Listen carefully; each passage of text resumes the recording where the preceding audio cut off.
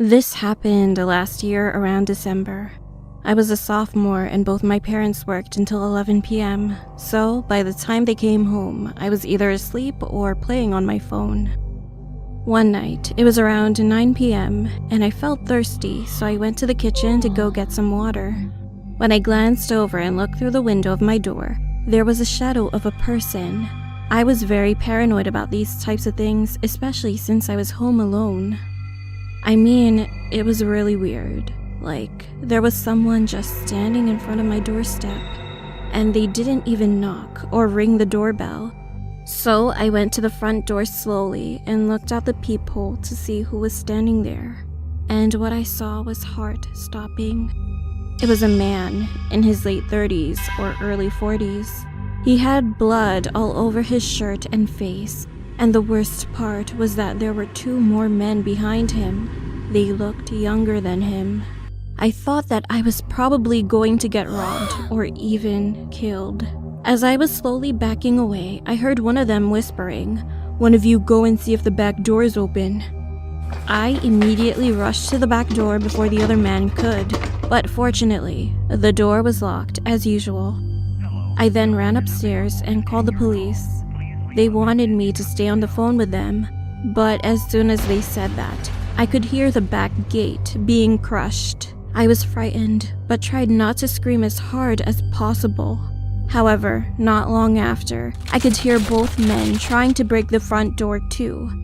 I realized that they managed to come inside, so I ran into the bathroom and locked myself in there. At least 3 pairs of footsteps were barging about the house. Eventually, they were going to come upstairs, so I opened the window, getting ready to jump. One of the men was coming upstairs slowly, and each footstep was getting closer and closer. And that was the moment. He tried to twist the doorknob to open the door, but as it was locked, he knew. He yelled to the other man, "Someone's hiding in there," and he continued turning the doorknob violently. Again, I forced my hands over my mouth so that I wouldn't scream. I literally jumped out of the window into a bush. I hurt myself a little bit from the fall, but there was no time to hesitate. I stood up and turned to my left, and what I saw was the most terrifying thing I ever saw in my life. 2 other men was sitting at the back of my house, like as if they knew the window was there. They were waiting for me to jump. I was frustrated when they both stared right into my eyes. However, I immediately ran towards the street as fast as I could, and those 2 men started chasing after me. I thought I was going to die, but just then, I could hear the police sirens nearby, and as I turned around, I saw both men running in the opposite direction.